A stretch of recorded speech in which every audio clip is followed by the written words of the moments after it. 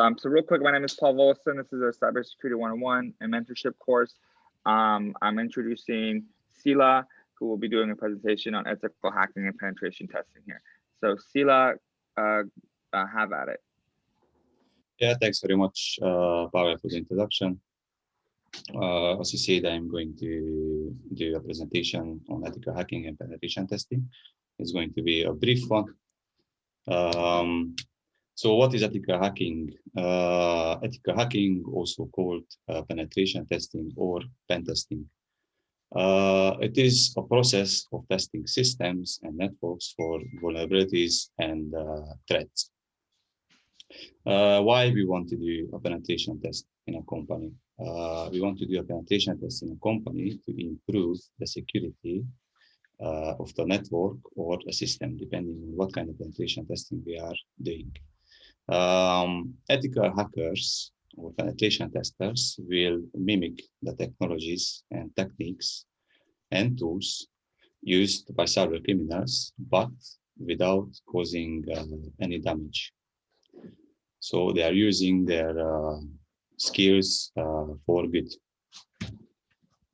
What type of hackers we have? So we have white hat hackers, gray hat hackers, and black hat hackers. And I think the name quite speaks for himself. White hat hackers, of course, cybersecurity professionals, highly skilled cybersecurity professionals that are hacking for good to help companies to stay safe and secure. Black hat hackers are the bad guys, are the cyber criminals who can hack by themselves, alone, in a group, in an organization, in a cyber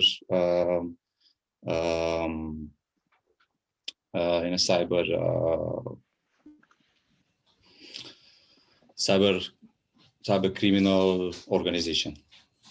Sorry, I couldn't find the right word.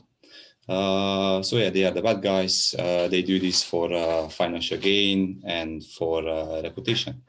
And we also have something in between, which is called gray hat hacker. This gray hat hacker, I would say, is someone who is working for a company, doing penetration test, and then after that, when he goes home, he's also doing illegal activities, breaking the law. I had a question. Can I interrupt? I have a question. Quick question. Yeah, of course. Can you talk more about gray hat hackers? Maybe some examples of some gray hat hackers that people might know. I mean, can you share more about the personalities? You know, what sort of additional insight can you provide about that? See, for example, gray hat hacker can be someone who is working, as I said, for an organization to do a pen test, but he's also part of, for example, a group of hacktivists that are hacking for, let's say, I don't know how to explain that. For a cause, for a political cause. Yeah, exactly. They are hacking for a political cause, and is not always ethical. Basically, is never ethical. So I think that's describes quite well a gray hat hacker. Perfect example. Thank you so much. No problem. Thanks very much for asking. What can be tested? What kind of penetration tests can we do? So we can do penetration tests on networks. This includes enterprise networks, company networks, equipments, firewalls, switches, IDSs, and stuff like that. Web application penetration testing. It's doing a penetration test on web applications, as the name says. For example, we can do a penetration test on a Google service. I'm just presenting now the presentation called Google Slides. Or, for example, we can do a web application penetration test on Amazon, for example, when we are checking out. That is a web application and needs to be secure because we put there our details, passwords, username, and credit card details. So it needs to be secure. We also do mobile phone applications for Android and iOS, and social engineering. Social engineering is a huge one because people are the most vulnerable asset in a company. And we can also do physical penetration testing, checking the physical security of a building, including cameras, doors, what else? Windows, alarms, and sensors. Any question on this? Yeah, actually, can you tell me, so SMS or smishing is new.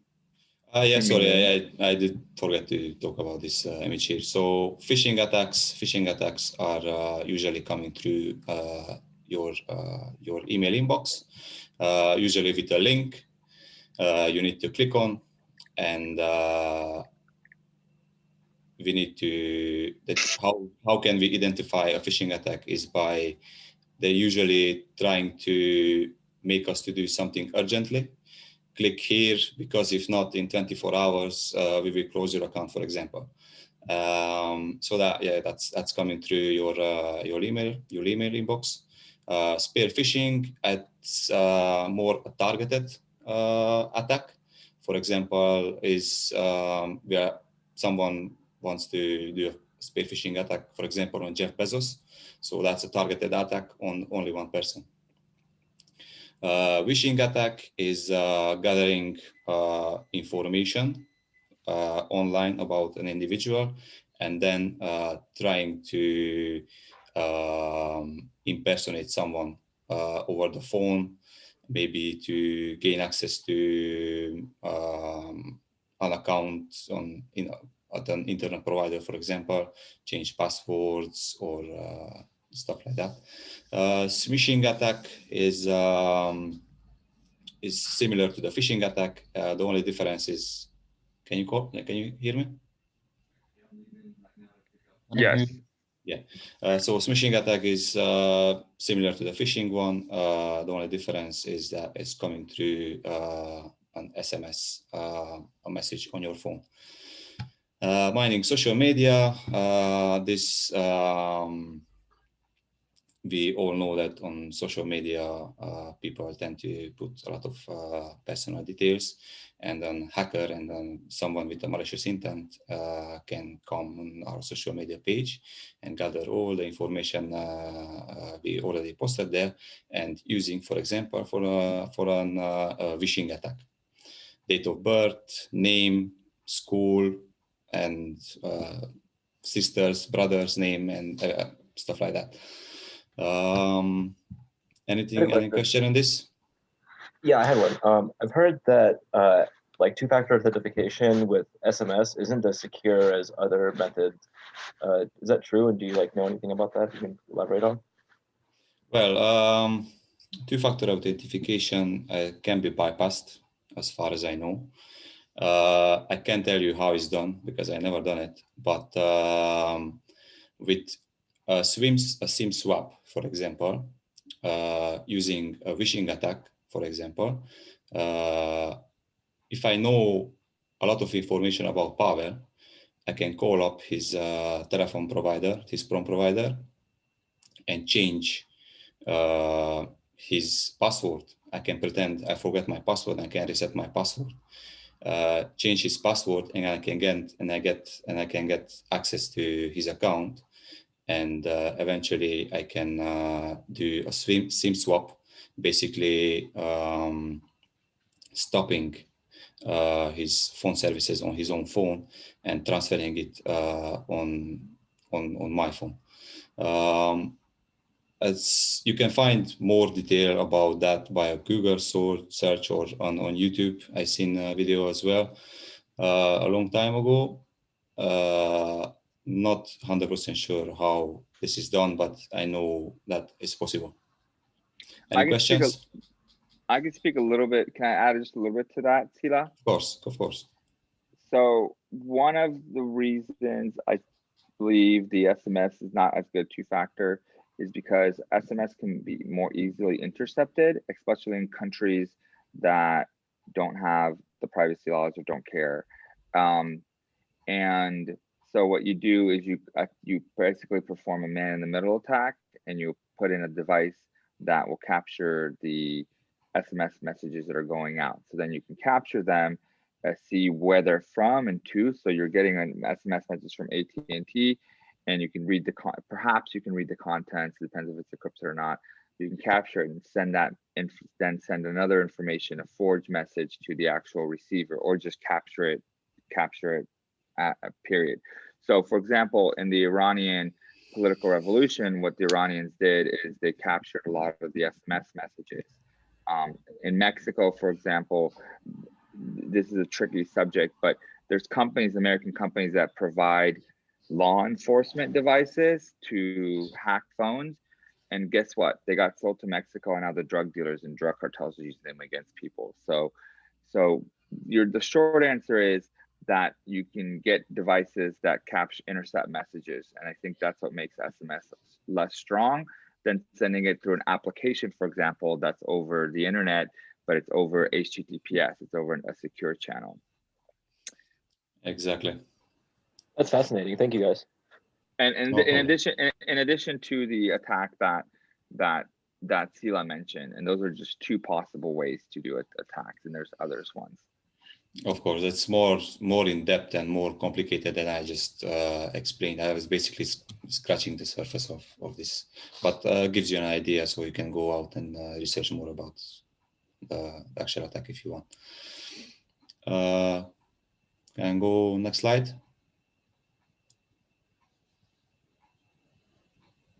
Of course, yes, by all means, yes. Yeah. So what types of pen testings can we do? So we can do black box pen testing, white box pen testing, and gray box pen testing. Black box pen testing is a type of pen testing that is pen tester has very limited information available about the target, and this mimics very well real attack that is coming from the bad guys. White box penetration testing, on the other hand, is the opposite of the black one, where the penetration tester has all the information he wants: IP addresses, services, softwares, versions, and everything he needs to test. And the gray box, as you probably already guessed, is somewhere in between, when, for example, a pen tester has an information about the IP range, and, for example, a server that a company is using, but he doesn't have the operating system running on it or the version that it's running on it. So that's falls somewhere in between. Great example. Any questions on that? I was just going to add, you can fingerprint operating systems with basic tools, and basically, and map and FPIN. Yeah, Nmap, PowerShell. You can gather information about your network host. Yeah, I agree. There's a number of tools out there to do that. Yeah, that's loads of tools. You just need to know how to use them. That's what makes the difference between penetration tester, ethical hacker, and the script kiddie. Which the script kiddie, we all know that is someone who knows the whole tools but doesn't really know how to use them. We just start them and just waiting for something to happen. Anything else? Anyone wants to add here or ask me a question? What do most organizations that do pen testing, what do they provide? Black hat, white hat, gray hat? Do you know any type of distribution? Black box, white box, gray box, sorry. Depends on what the company is looking for, to be honest. I can't tell you a specific example, but it really depends what the company is looking for. Chuck, do you have any insight on that? I'm just curious. Yeah, a lot of our pen testing from outside is pretty much, you know, I consider it gray box because they're given a URL, they're given something. We don't give them everything. Yeah, we're doing that kind of testing. Our internal is white, obviously. Yeah. But Yeah. when we go outside, it's typically gray box. Here's our URLs. Here's our things we want you to test, because you can't have people just searching across the internet and causing damage to other systems that are not under your purview of ownership. So I'd say gray box is pretty typical. Yeah, I agree with Chuck on the gray one, because for example, when we are doing for an application penetration testing, we can have the URL as he said, but we probably don't have a source code. So that's false and on the gray box penetration testing. Do you agree, Chuck? Yeah, that's true. I mean, typically you're not going to. It looks like somebody's got a question up. I don't know if that's me. Yep, Yeah. that's you. That's you. Sorry, I removed it. Next slide. So we have phases of hacking, which is really, really important. We need to follow these phases to be successful in a penetration test. So the first one is reconnaissance. We are gaining and gathering as much information as possible by using tools just like mmap we mentioned before, or just searching the internet about the company and finding out information, everything we can. The next one is scanning. Here we are doing port scanning and network mapping. So we are basically scanning a network to see what ports are open and what ports are listening. And we also scan the network to find out all the IP addresses. So later on we can map the network. We can build a network topology, for example, what the company is using. After that, as a vulnerability assessment as well, again, we are using tools to do that. For example, Nessus. This is a great tool with GUI that we can actually see the severity of the vulnerability as done by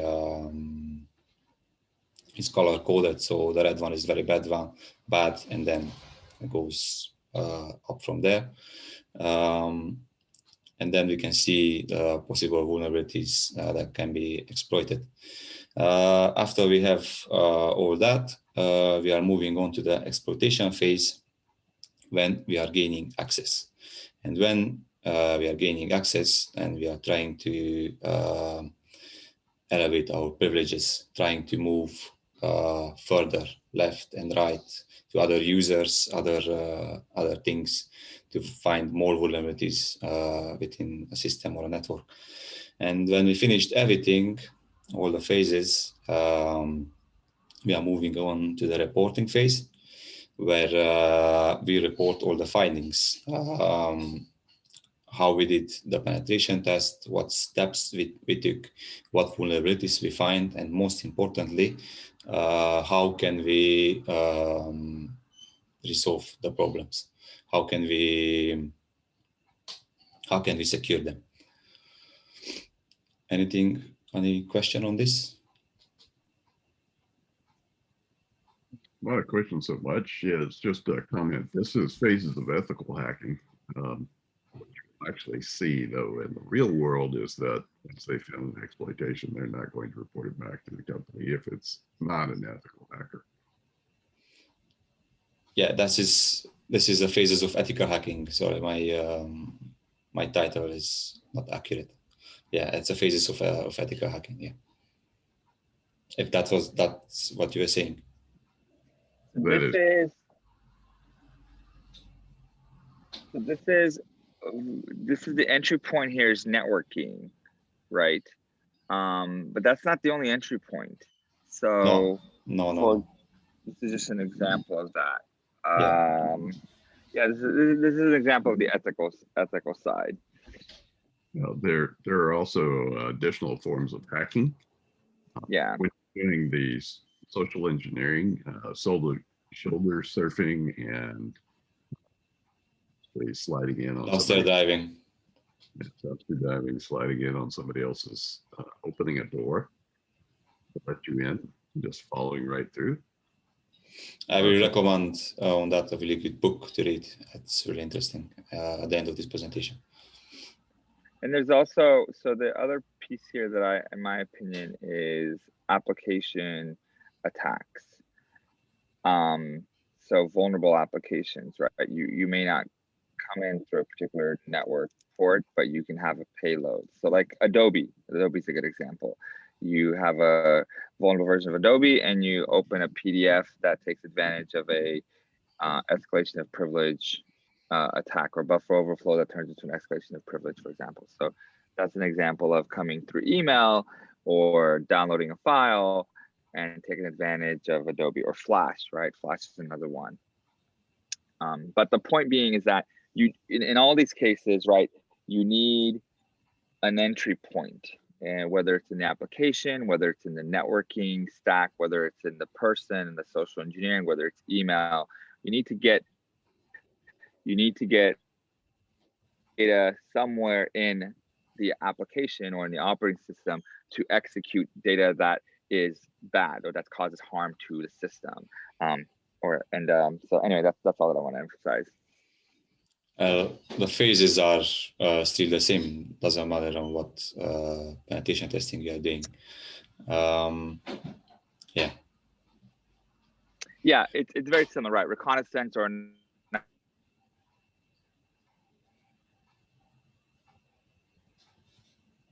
I think Paul froze. Yeah. We can't hear you. Reporting is a good get, is the ethical side, but as Chuck mentioned earlier, you can't hear me at all. Okay, hold on. Let me hear you now. Can you hear me a little better now? Can you hear me a little better now? Yes. I'm outside in the sun and it doesn't always work really well. But yes, I was just saying in the case of like application security, it's very similar, and it's just entry point, testing, scanning, and then exploitation. So go on. Yeah. Okay, and there's also the legal side of the penetration testing that we need to think about, and the scope what the company is giving us to do. So try to stay in the scope of what the company is looking for. Okay, so that was the presentation, and now I'm planning to do a quick quiz because I know some people are not familiar with technology and ethical hacking and penetration testing and stuff like that. So just to see what did you remember? So the first question is, hackers and ethical hackers use the same tools and techniques. Is it true or is it false? True. Trayvon, you go first. True. Yeah. It's true. Okay. Name the penetration test in which the pen tester have partial knowledge or information about the target. E, A, B, or C?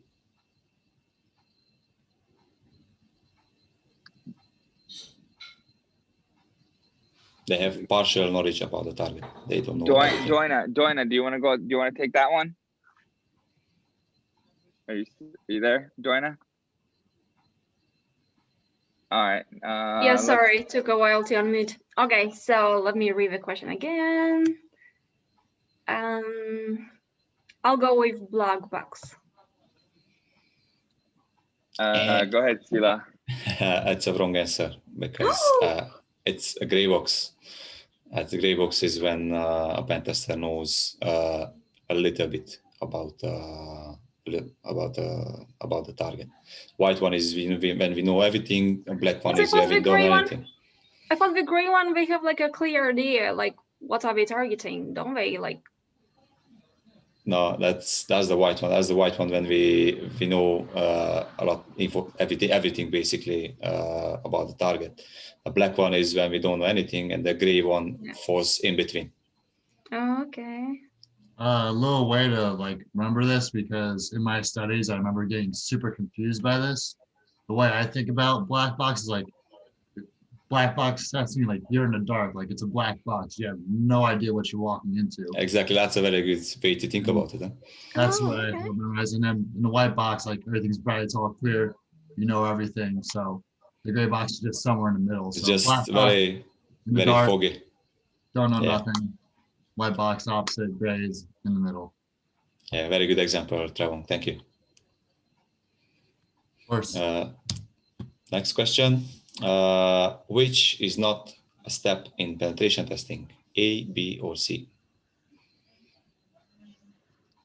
Laura, are you still there? I am. All right, we're gonna pass this one to you because I'm not sure. I was thinking, let's say Paul. Let's put Paul together. I would say exploitation. Let's see. Exactly. Yay. So explain that to you. Why is it C and why is it not B?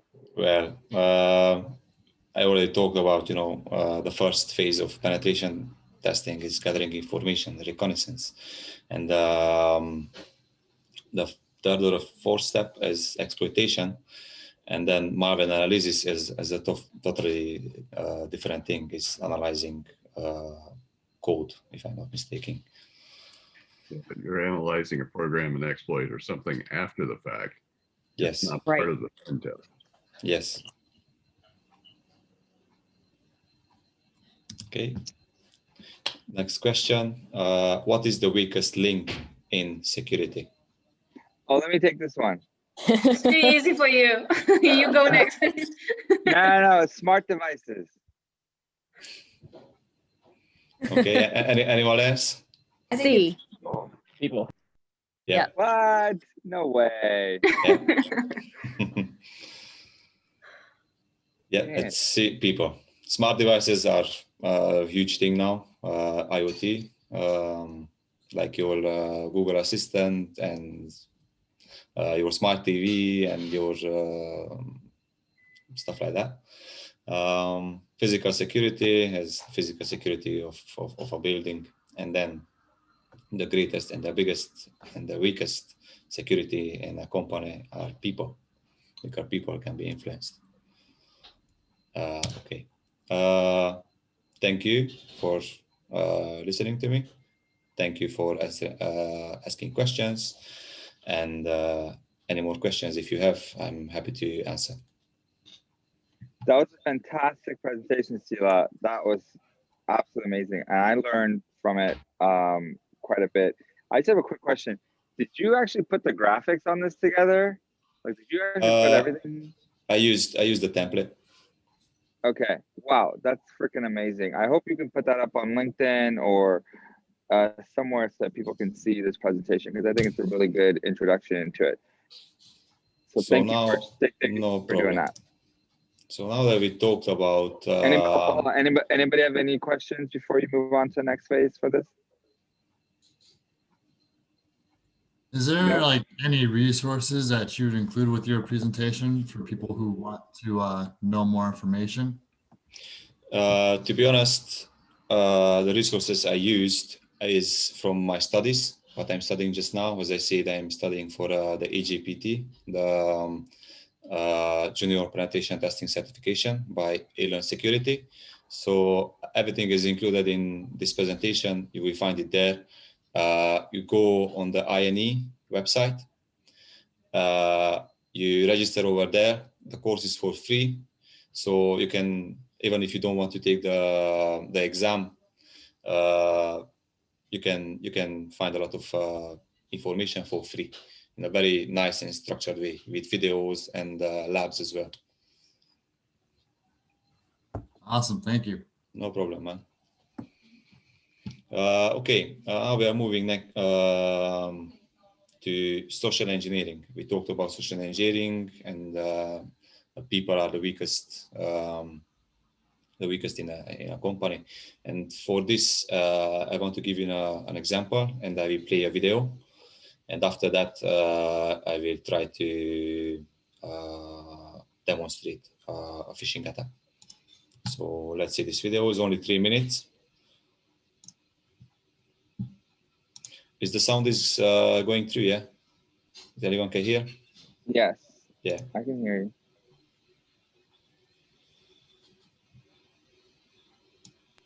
I don't hear the sound. I did not hear the sound coming from the Yeah. video you're playing. It's muted. No, look, you see the volume button on YouTube? Try to raise that. Sorry? See the volume button on the YouTube? Try and raise that. Raise it. Yeah, raise it. Rod the volume. There. Mhm. Try that.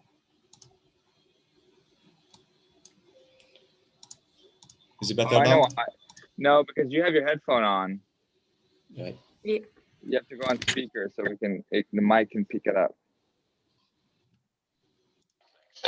We help people with Is it better? Yeah. Yeah.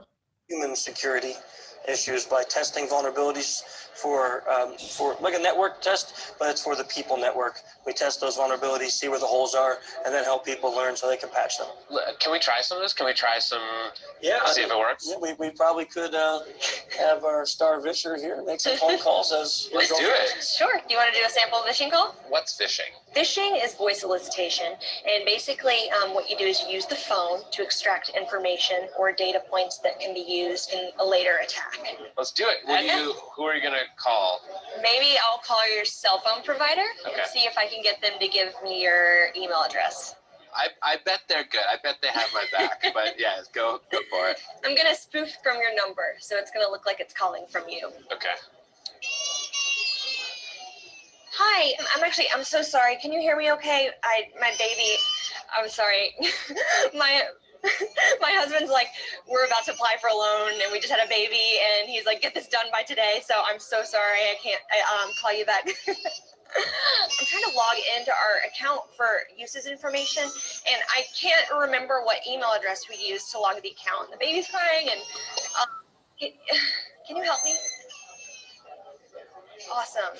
In just 30 seconds, @gmail.com. Jessica gets my personal email address.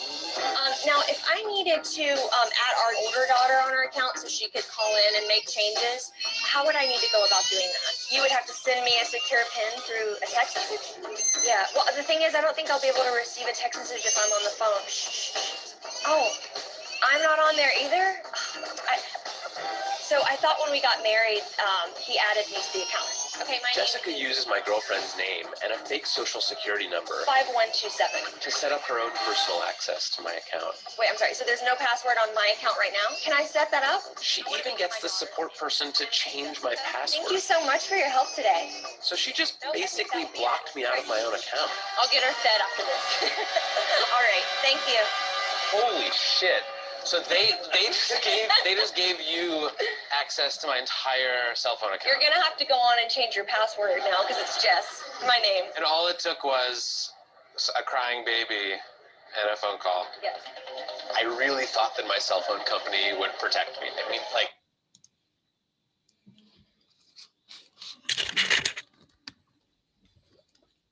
So That was a great example, social engineering. Thank you, Sila. that was an example. So what is she is using here? So he knows his girlfriend name. How can we find out, for example, someone's partner? We go on Facebook and we can already see that, for example, Pavel Voloshin is in a relationship with X. Nobody. Well, not now, but and Here are the reasons. That was quick. we know her name, right? Anybody that So- says they're my girlfriend, do not believe them. Right, so we know her name, and what is she using? She's using a very good pretext, like a crying baby, and she's also using an emotional impact, because when, for example, if someone pick up a phone and there's someone who has children and he hears crying babies, he instantly builds up that emotional connection. Oh, I know when my baby's crying, let me help this lady. So it's using emotional vulnerability, so to say.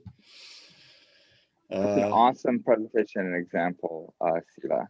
Okay, so now we are moving on to the phishing attack, right?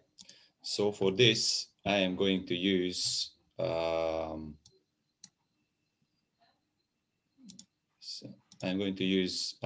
Parrot OS. Parrot OS is an operating system made for penetration tester hackers. This is one of them, and another one we can use is Kali Linux. I prefer this one over Kali Linux. This is running on a virtual machine. A virtual machine is a software that allows us to install how many operating systems we want for different types of purposes, building home labs, hacking labs, and stuff like that. It looks like this. Now, at the moment, I have Windows 10 exploitable, which is a vulnerable machine. Kane, pfSense, which is a firewall, Ubuntu, Linux. Okay, so what I wanted to show you is you can install how many machines do you want on this program called VirtualBox by Oracle for free. You can download it. Okay, moving on. So for this example, I'm going to use Black Eye. This is a tool we are using for the phishing attack. So we're going accessing the folder, and then going here, and it's that simple. We have a full list to choose from. What website do we want to copy? Basically, that's what we want to do. So I'm going to choose PayPal because hackers are looking to steal our money. So let's choose PayPal, which is number 29. Okay, it's number 29. Connecting to the server. And hopefully we are getting a link as well. Here we go, that's the link. We copy this into our browser.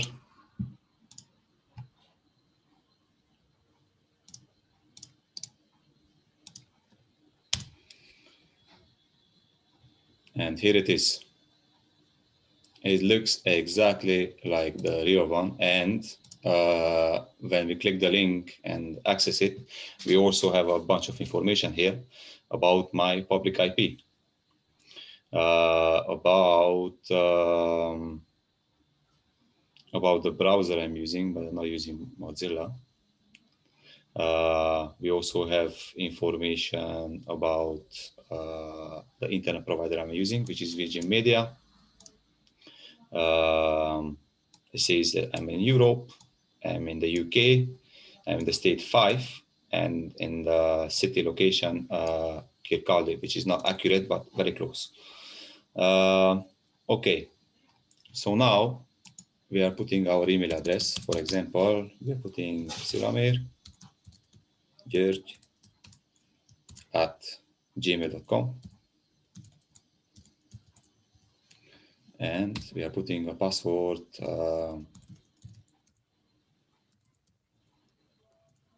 Don't use your real password, please. Pavel needs a girlfriend. How about put that one? Man, you guessed it. So yeah, at the moment I pressed enter, I have here the email address, and Pavel doesn't have a girlfriend.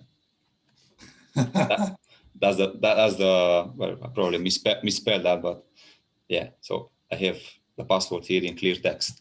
So what the application did is it didn't let me in, but it redirected me on the real page here.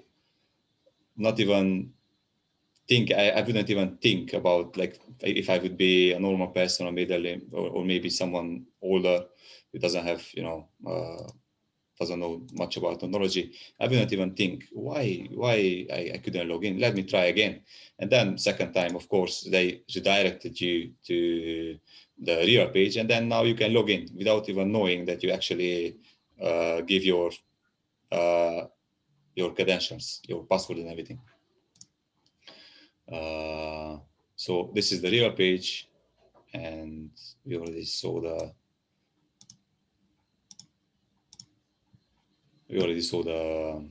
other one. It looks very, very similar, very exactly like that, like the real one. So I want to give another example is people phishing attack.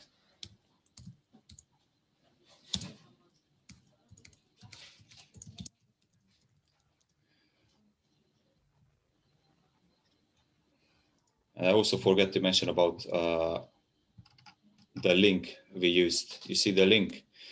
The link is we can see that is not from PayPal. So this is the very, very first sign. Then we can actually see that is something wrong. So this is really important. Like check all the time, every time the link you are clicking on. I have a question. If you are not sure, Google it. Yeah. So because obviously the link would be a huge red flag, could you put that link into a Google URL shortener? So it'd be goo.gl, and would it still execute the attack or would it not? Yeah, it would execute the attack because we can use this link to embed, for example, in a button or something like click here. So the link would sit behind the word click here, so we wouldn't know what's the link. So by clicking that Google shortener link, it would still take me to that link that we obfuscated, that we concealed. Yeah, I didn't try that, but I would imagine so. Yeah. Okay, just checking, because like also shortened URLs should be something to be worried about, because obviously it's like, oh, why don't you send me the actual one, you know? So it's just another way phishing can happen is over shortened Google links. Yeah. So this is an example I was talking about the urgency. That's what the hackers are trying to achieve, to make us click that link and then log in. This is an example of a phishing email. It says your account PayPal is limited. You have to solve the problem within 24 hours and blah, blah, blah, blah, blah. Confirm your information. You probably click that link and you need to log in to confirm your information. So they would have your credentials. I think that's it. Everything I wanted to show. Any questions on that?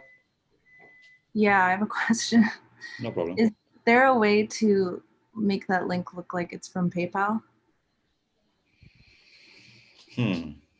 Yes. I would say not really, because PayPal has his domain like www.paypal.com, and to make sure that these phishing attacks are not happening, they usually buy other similar domains as well, like PayFal, PayMal, something similar. So the eye can't even catch it. Like you already see pay, and then you don't read the rest because your brain is already set to, oh, okay, pay, that's PayPal.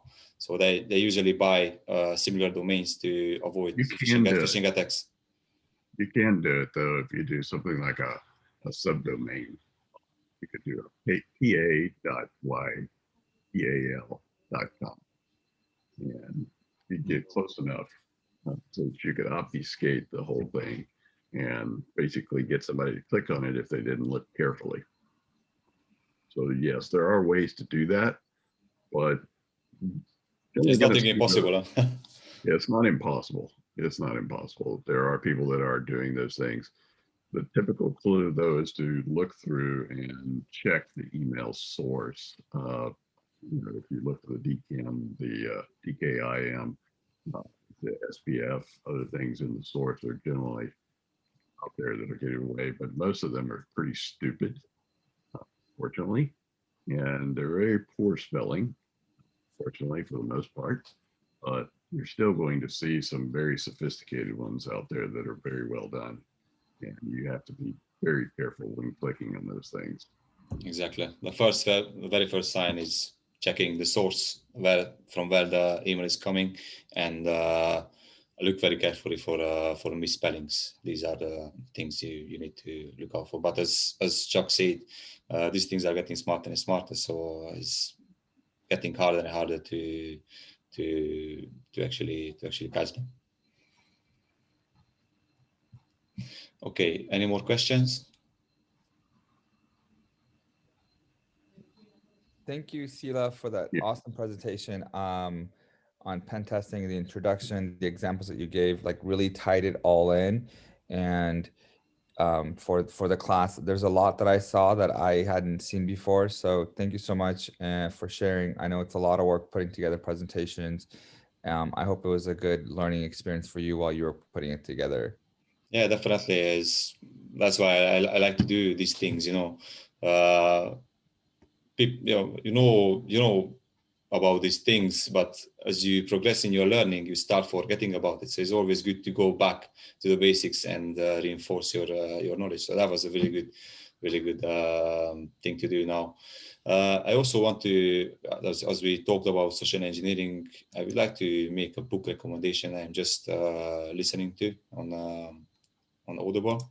It's by Christopher Hodnage, and it's Human Hacking: Win Friends, Influence People, and Leave Them Better Off Having Met You. This is an awesome book with a lot of scenarios and how to be good, but not controlling people. Like be a good person. Yeah. I'm adding okay. it to my cart right now. Another thing I wanted to talk about is my blog. I am working just now. It's going to be called the CyberSecurity. I will blog about cybersecurity mainly, and I will do home lab walkthroughs or tutorials. As you can see, his blog is coming soon. And super excited about your blog. Very, very excited. It looks awesome. I'll link to it. Can't wait for you to put up the YouTube videos that you're mentioning. And this presentation you just gave us, I think it would be a great presentation now that you've had practice to do another one on your own, record it, and then upload it to YouTube, because it's a great introduction to pen testing with some fantastic examples to tie it in. Okay. So, kudos to you. And I just want to say for the rest of the class, this is an excellent example how to build your professional brand, right? You're building your professional brand on LinkedIn, on the internet. And so when you're applying for jobs, you already have something. You already have a huge leg up. They can go, someone can go to CyberSecurity and get a sense of the work ethic, the creativity, the interest in education that Sila has. That's absolutely huge and valuable.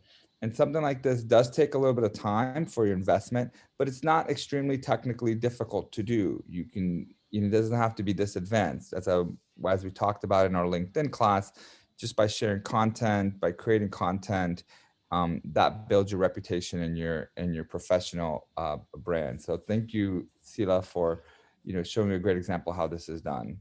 Thanks very much for the opportunity, and I hope that it was enjoyable. I hope that you actually learned something from it, and looking forward for the next one. Definitely, thank you so much.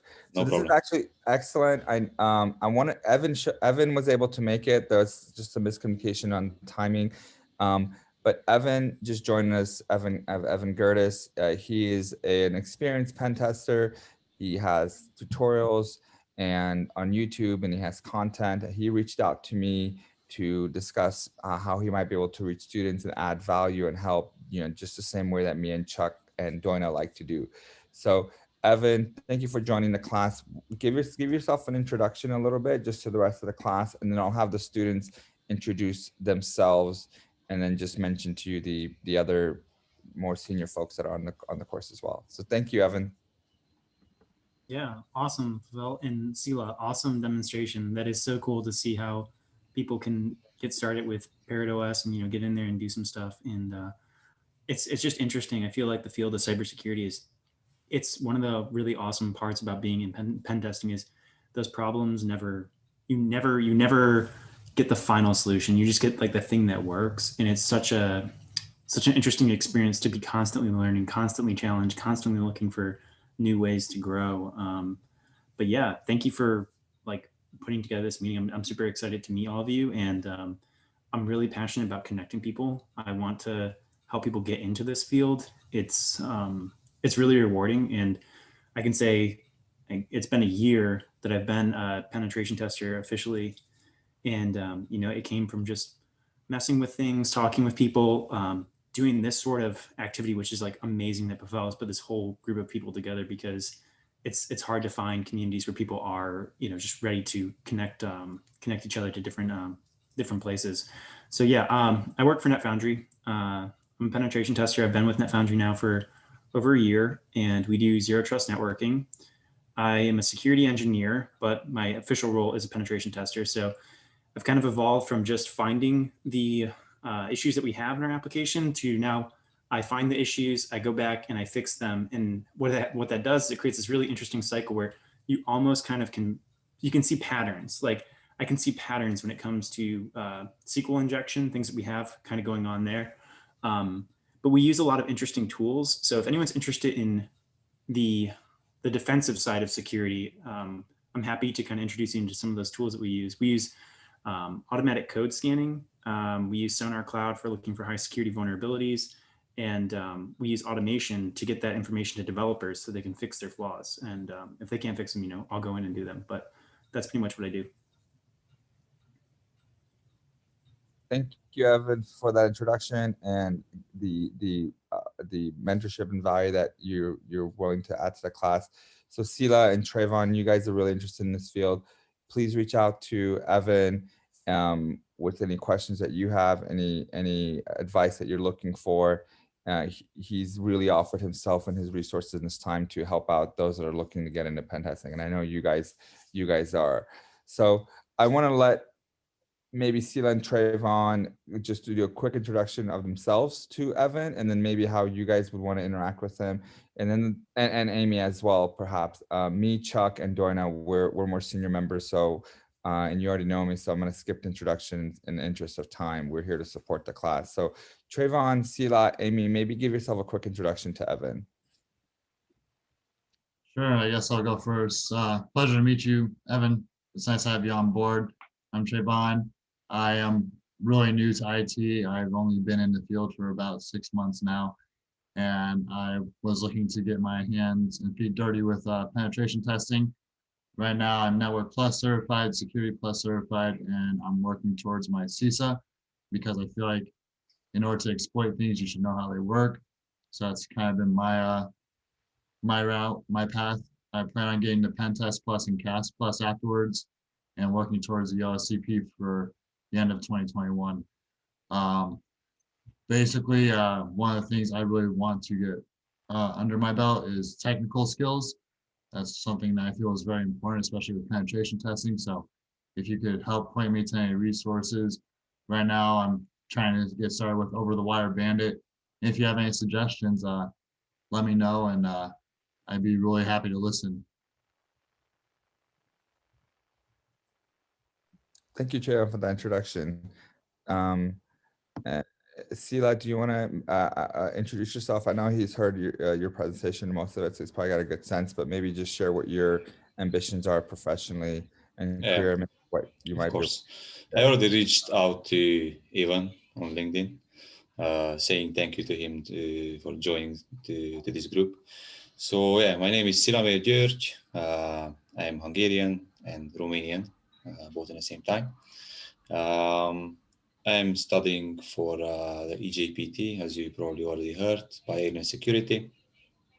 I also spent 2 years in college studying computing with cybersecurity. This gave me a really nice foundational knowledge in computing, including programming, networking, SQL, databases and stuff like that. And after I finish my EJPT, I'm planning to do the learning paths by Rangeforce. I don't know if you heard about them. They have a SOC analyst learning path, which I'm looking to do. And then I'm looking to do the web application path also from them. And after that, I'm looking to move on to Security Blue. This is a company offering courses. They have 6 courses you need to finish to earn a certificate, basically being junior blue team analyst. So what I'm trying to do this year is more focus on skills, on technical skills, to be really technical. I'm not looking to take certifications this year probably, or maybe I will at the end of the year, but really looking to skill up, to have some skills, and maybe then get certified. So that's what I'm looking for. I'm also registered on TryHackMe. I'm doing the learning path there, and also looking to finish as many rooms as I can over there. And that's basically what I'm doing this year. Thank you for the introduction. And no problem.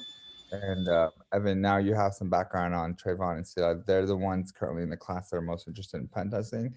So like I said, or any advice or support you can provide them, I'm sure would be highly appreciated. Amy, I know you're one of the students, so I know this is not an area that you're extremely maybe passionate about or interested in, but just give yourself an introduction, and if there's anything that maybe Evan can help you with, or just share your background so he has an idea too. Okay, it's nice to meet you, Evan. I'm graduating with a undergrad degree in mathematics at the end of the summer, and between now and then I want to learn as many skills as possible. I'm really, ideally, I want to work as a data analyst. Right now I'm taking a data analysis class, and then also I'm learning R and Python. And I guess I'm just not super familiar with the industry, and I'm trying to do everything I can to be prepared to like enter the job market at the end of the summer. And that's pretty much it. Thank you, Amy. Really appreciate. And again, everyone's been so awesome to be on the class. Most of us have been here at about an hour and 40 minutes. So I don't want to take more of anybody's time, other than perhaps talk a little bit about what the next session will be and some of my ideas around that. But like I said, I like to keep it tailored for the audience and get your input. So we've spent a lot of time in the last few sessions talking about career planning and LinkedIn, and we have some great mentors here that have helped with that. And then we've had our session about penetration testing today, and we did some networking technology training prior to the career conversations. So the last conversation we had is that it would be okay to transition to access management. I actually wanted to, let me stand up, apologize. I actually wanted to go into cryptography, but it didn't pull very well with the audience. Is access management from a technology perspective interested to the audience? And I'll give a brief introduction to that. So access management is about who has access to what, and it's kind of a subset of information security. So it has a lot of information security concepts in it. It's not very, very technical per se, but it leverages a lot of different technologies. So there's a number of things that you can learn, and there's also a lot of career opportunities in this space. So Chuck has a lot of experience in access management. He'll be my backup and keep me honest. We'll be able to explore that not just from the access management space. And so, for example, now that we have Evan and Sila and Trayvon, I'm happy to also talk about the penetration testing aspects. So how we might be able to attack the system, and try to keep the class interactive in that sense. Is that okay with you guys? Does that sound interesting and fun? Or does somebody have another suggestion for what they want to cover? I would be really interested, so bring it on. Okay, cool. That's okay. Trayvon's good with it. Doina just doesn't like me, so she said no. I didn't say no. Yeah, you did. Just kidding. Evan, what are your thoughts? I know it's not the specific technical direction that maybe you're currently experiencing or in the field of, but I do want to bring in that pen testing and attack side to this conversation. So I would love to have you participate. I think you're really setting people up for a great start. When it comes to access management, identity access management, if you can get that down, and then you start to go into AWS and you understand how security groups work and policies work, that will translate to Google Cloud, Azure, Alibaba Cloud. And so once you have those basics down, then you're able to take that and you can speak the language of cloud identity access management. Once you know that, you become extremely valuable. I feel like a lot of security professionals they're out of necessity. They have to work with cloud security. They have to understand identity access management. So I think it's really a great idea, actually. Thank you. So I'm going to be a little bit. So this will start slightly vendor neutral, but it's going to quickly turn into not vendor neutral, which is my particular company that I work for, Clear Sky. So the technology I'm going to be demoing here, at least at the onset, will be Clear Sky and ServiceNow. So you guys will get to learn Clear Sky and ServiceNow to the depths until either you're really bored or I can transition to something more exciting. But I think Evan makes some good points. I'll incorporate. I'll say, by the way, the ServiceNow is huge. One of the things we just focused on at our company was integrating our product with ServiceNow, because we see how the future of IT is going through to ServiceNow. So I think that's already a huge head start for a lot of people. Actually, that's pretty awesome. Awesome. So does anybody else have any concerns about that or suggestions or requests or anything? Okay. And then as we go on to this more technically focused chapter, just like Sila did, I mean, please, if you want to take an aspect of that and do a presentation, you want to talk about the Google Cloud or AWS and role-based access control, like Evan mentioned, let's do that. You want to talk about how to do pen testing on the cloud, maybe Trayvon or Sila. Yeah, let's take a session and do that. Evan, perhaps you want to talk about attack strategies on the cloud or attack strategies in access management. By all means, happy to provide a session for you to do that. And same thing for Chuck if he wants to do anything on that side. So I want to keep it interactive. I don't just want to lecture and talk all the time, which I probably do most of the time already, but I want to keep it interactive. At least I made somebody laugh with that, because he knows it's true. So anything else people want to add or questions before I close the class? Do you want to keep before, so if Doina, Evan, and Chuck can stay, because I want to, if you guys have time, if you do, just talk a little bit more about the future of the class and get you guys' input. But other than that, I can kind of close the class, if that's okay with you guys. Thank you. Awesome. All right. Well, thanks, Amy. Thanks, Sila. Thanks, Trayvon. I'll see you guys next Sunday. Okay. Nice meeting everyone. And connect with the new people. Connect with Chuck. Connect with Evan. They're nicer than me, I promise. Happy to connect. Yes. Bye. All right. See you. Thanks, everyone. Bye. Bye-bye. So Chuck and Doina, give yourself introduction to Evan real quick, because they don't know you, just since we're the senior members of the class. I'll let Doina go first. Thank you, Chuck. Hi, Evan. I'm Doina. I work in talent acquisition for the US and the UK market mainly, and Eastern Europe on request. So what my job is to match the top talent with companies who are actively hiring at the moment. At the same time, guiding candidates to the right direction, like more career advising, especially since working with Paul for the tech roles.